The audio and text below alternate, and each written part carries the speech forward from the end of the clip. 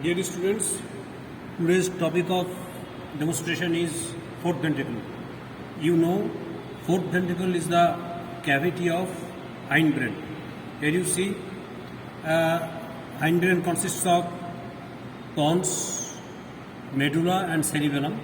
It lies between, anteriorly lies pons, medulla, and posteriorly lies cerebellum. So the position of the fourth ventricle is here, like you see. This space is the space of fourth ventricle. Now, fourth ventricle is actually rhomboid shaped. It has got a floor, roof, and lateral wall. Here you see, after removing the cerebellum, this is the part after removing the cerebellum.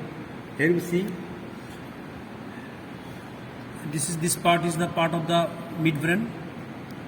This is the medulla oblongata, and this is the pons. Now we have removed the cerebellum here from here. So now you see the boundary of the fourth ventricle. It has got lateral wall. Now lateral wall is formed by upper part, superolateral part, by the superior cerebellar peduncle. You know, superior cerebellar peduncle comes from the midbrain up to the cerebellum.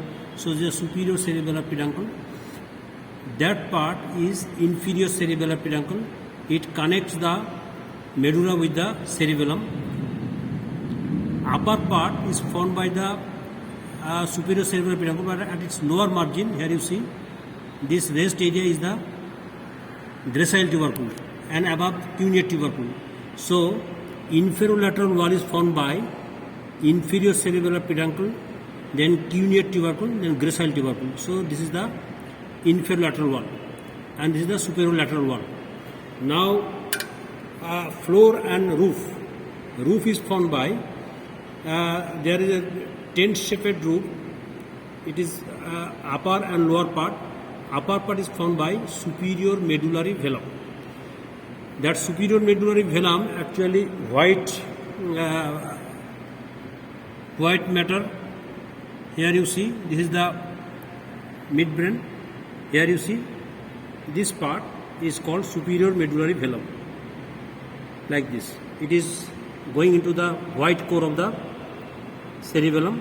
Here it becomes fused with the white core of the cerebellum. Likewise, there was another medullary velum, that is inferior medullary velum.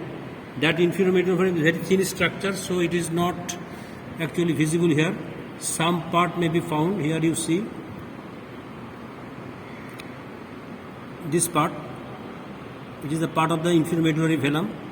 This inferior medullary velum, its margin is thickened to form peduncle of the flocculus. This is the flocculus, and it forms the peduncle. So this is the inferior medullary velum.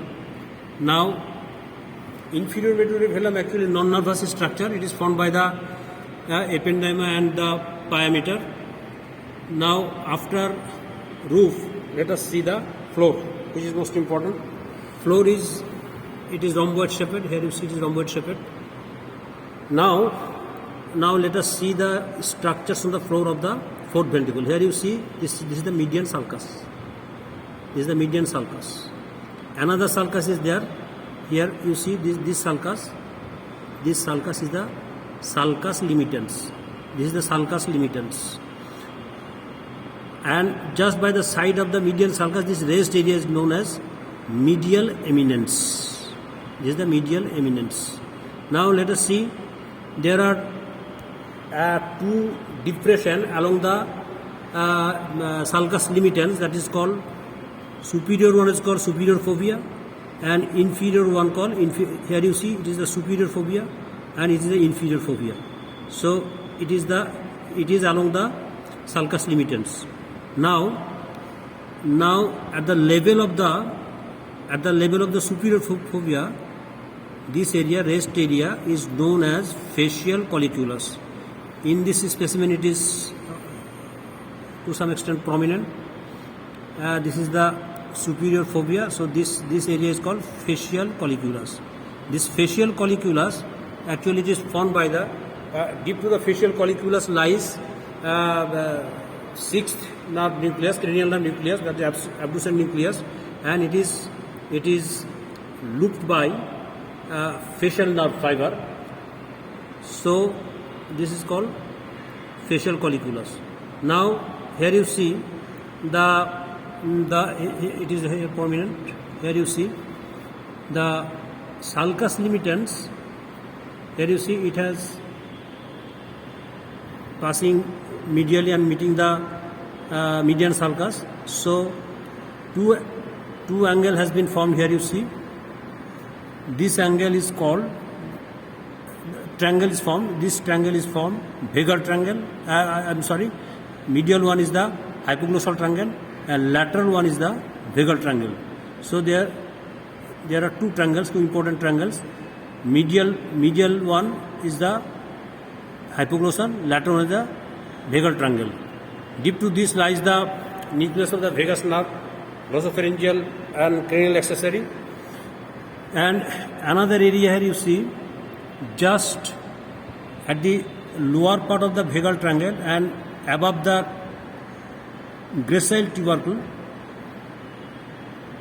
very small area. This is the gracile tubercle and this is the vagal triangle. Here this area is the area postrema. Area postrema. It is chemoreceptor zone.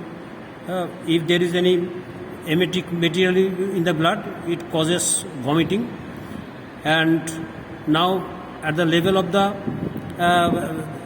here is the position of the superior fovea, and just above the superior fovea here you see slight bluish area.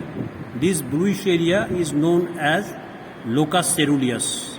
This locus ceruleus is formed by pigmented neurons. So collection of pigmented neurons that is called substantia ferruginea.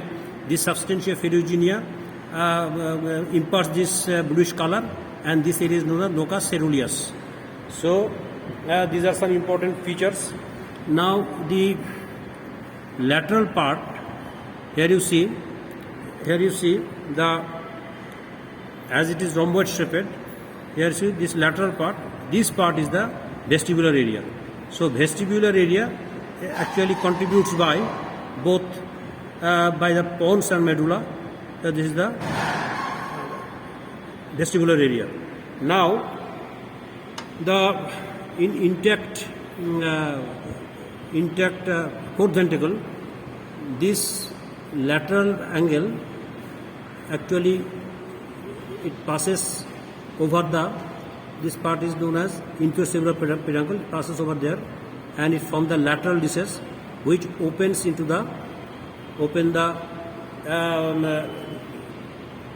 this is the cerebellopontine cistern. So this is the lateral discs, the foramen of Lusca, and another opening is there on the roof, on the lower part of the roof. Here you see the position. Here you see here was the lower part of the roof, and in the median plane there was a aperture.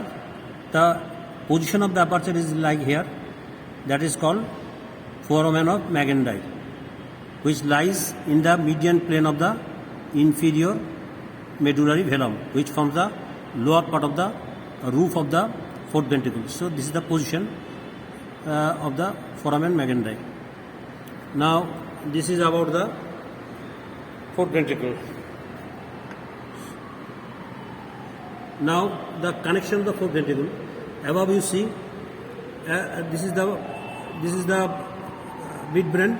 So aqueduct of Sylvius, through the aqueduct of Sylvius it connects to the fourth ventricle, and it is the opening of the central canal of the closed part of the medulla, and then it is continuous with the central canal of the spinal cord. So medulla has got two parts.